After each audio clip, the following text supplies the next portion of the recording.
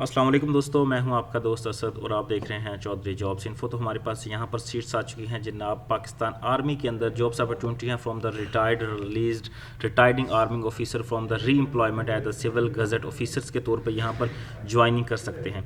तो यहां पर सारी की सारी जितनी भी सीट्स आ चुकी हैं वो है CGOs की यहां पर अपॉइंटमेंट होगी जनरल हेडक्वार्टर रावलपिंडी के अंदर, और उसके जो जहाँ पर वो पोस्टिंग करेंगे मुख्तलिफ इलाकों के अंदर। एलिजिबिलिटी क्राइटेरिया की अगर बात करें तो यहाँ पर उन्होंने कहा कि लेफ्टिनेंट कर्नल या मेजर से रिटायर्ड हुए अफसरान यहाँ पर अप्लाई कर सकते हैं। एज लिमिट की बात की जाए तो 52 साल यहाँ पर एज लिमिट रखी गई है। उसके बाद जनाब यहाँ पर इंटेलिजेंस की बात की गई है कि यानी कि उन्हें किसी तरह से निकाला ना गया हो, उनका मेडिकल ठीक हो, यानी कि कोई बीमारी की वजह से उन्हें रिटायर ना किया गया हो।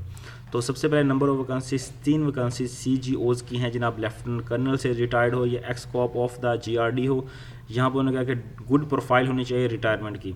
उसके बाद 2 सीट CGO की हैं यहाँ पर lieutenant colonel retired all army services के लिए, यहाँ पर PSC ICS और उसके बाद FCP।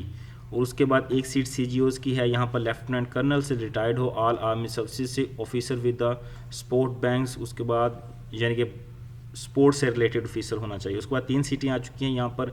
एक कराची के लिए, यहाँ पर भी लेफ्टिनेंट कर्नल रिटायर्ड की सीटें हैं, एक कराची के लिए, एक मुल्तान के लिए और एक पेशावर के लिए। उसके बाद यहाँ पर उन्होंने कहा कि बैचलर इन इंजीनियरिंग होना चाहिए, सिविल के अंदर मिनिमम 5 ईयर का एक्सपीरियंस होना चाहिए।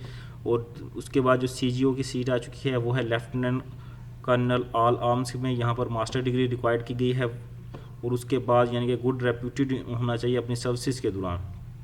उसके बाद 1 सीट जो CGO की आई हुई है वो है lieutenant colonel retired all arms services के अंदर, यहाँ पर उन्होंने क्वालिफिकेशन की बात की है वो है जनाब PSC।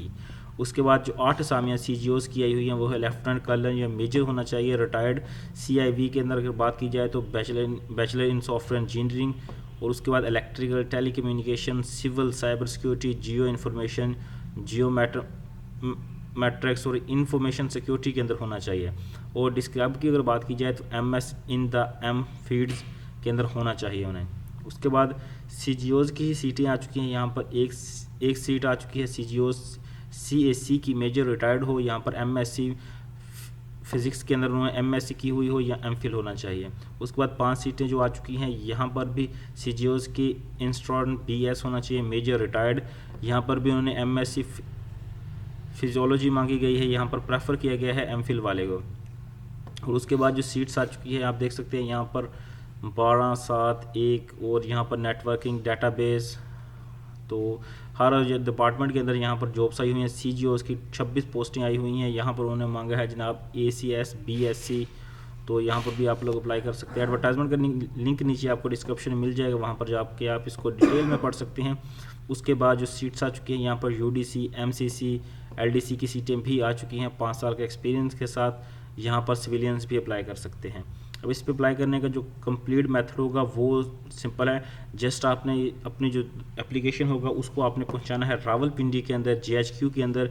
यहाँ पर आपको हर पोस्ट के ऊपर अप्लाई करने के ऊपर आपको 2,000 रुपये का चलान भरना होगा। Deputy assistant director civil personnel CPDTE JHQ Rawalpindi के पास आपने अपनी दरख्वास्त पहुँचानी है। तो आज के लिए इतना ही। नेक्स्ट वीडियो के लिए चैनल को करें सब्सक्राइब। मिलते हैं इंशाल्लाह बहुत जल्द नेक्स्ट वीडियो के साथ।